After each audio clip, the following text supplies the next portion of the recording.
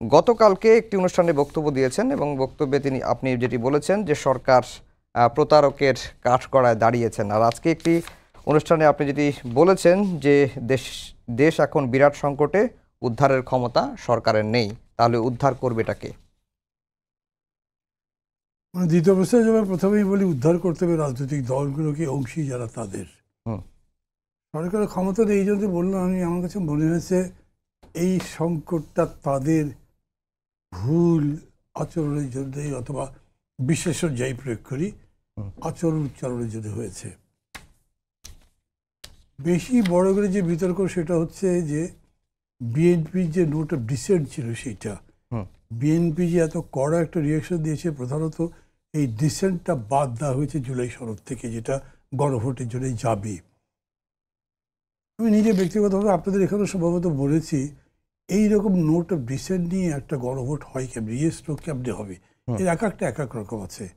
এটা আমার কাছে খুব বোধগম্য নয়, কিন্তু বিএনপির পক্ষ থেকে যিনি প্রতিনিধিত্ব করেছেন তিনি বলেছেন যে দরকার লাগলে আরও একটা গণভোট হবে, এই যা থাকবে একটা প্যাকেজের মতো যাবে, তারপরে যখন এটা পাস হবে বা যেটাই হবে, আমরা বলছি যে এইটাকে আমরা ওকে বলছি না, কিন্তু ক্যারি অন করতে বলছি। আমরা এটা ওপেন করবো, করবার পরে যে ডিফারেন্সগুলো দেখবো সেটার উপরে আরেকটা গণভোট হবে, জনগণ যে রায় দেবে সেটা করবো। আমরা নির্বাচনেও এটাকে ইস্যু করবো, আমাদের ম্যানিফেস্টোতে থাকবে, তার উপরেও জনগণ ভোট দিতে সিদ্ধান্ত করতে পারে। জনগণের নাই তো চূড়ান্ত, এটা মানা উচিত। কমিশনের আচরণ দেখে আমার মনে হচ্ছিল যে তারা এটা মেনেছে এবং এটা যাবে সেই মর্মে। ওই যে বইটা ছাপা হয়েছে, কতগুলো প্রস্তাব আছে, কি কি আছে, এবং সাথে কার কার নোট অফ ডিসেন্ট আছে ছাপা হয়েছে, এটার মধ্যে এটা ছিল। এখন যদি তারা এটা বাদ দিয়ে দেন, তাহলে আমাদের সাথে এতদিন ধরে আলোচনা করলেন কেন, এবং আলোচনা করবার পরে না বলে কেন বাদ দিলেন?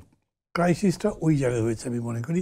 এই কারণে আমি মনে করছি যে থুতু তারা ফেলেছে, সেটা চাটবেন দেখি আবার, বুঝতে পারি না। কারণ এই রকম তো ঘটে নাই। কিছুদিন আগে যেটা হলো যে তারেক জিয়ার সঙ্গে কথা বলবার জন্য ডক্টর ইউনূস চলে গেলেন লন্ডন, সেখানে গিয়ে কথা বললেন, সেইখানেই ইলেকশনের স্কেজুল না হলে একটা রোড ম্যাপ ডিক্লেয়ার করলেন, তিনি আবার এইটা করলেন। তাতে আমি একটা কনক্লুশন নয়, আমার ধারণা হচ্ছে যে এই গভর্নমেন্ট এটা সলভ করতে পারবে না। সবগুলো পার্টিকে, আমি একে বিএনপিকে বলছি, সবাইকে বলছি যে সবাই মিলে এখনও আলোচনা করে এটা নিষ্পত্তি করা সম্ভব আমি মনে করি। ধরেন যে কবে গণভোট হবে এটা খুব মেজর ইস্যু মনে করি না। আমি যদি মনে করি যে রিলেটিভ অ্যাডভান্টেজটা আছে ইলেকশনের ডেটে, কিন্তু আগেও যদি হয় তাতে মহাভারত অশুদ্ধ হবে না, এই কথা আমি এখানে আপনাদের এখানে বলেছি আগে। তো সেটা সেটেল হতে পারে।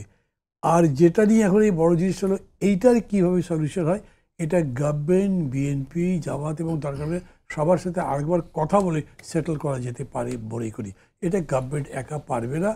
আর এইটা আমি না জানেন প্রথম থেকে বলছি যে ডক্টর ইউনূস বলেন বা তার এই উপদেষ্টা পরিষদে যারা যারা আছেন, উনি নিজেই যেমন বলেন যে নিজের নিজের পেশায়, নিজের নিজের ক্ষেত্রে, কাজের ক্ষেত্রে তারা সবাই খুব সাকসেসফুল, কিন্তু যে ক্ষেত্রে তারা এখন কাজ করতে আসছেন এইখানে দে আর জাস্ট নোভিস, মানে তাদের আচার আচরণের মধ্যে এরকম কিছু নাই, ফলে তারা এটা হ্যান্ডেল করতে পারবে বলে আমার মনে হয় না।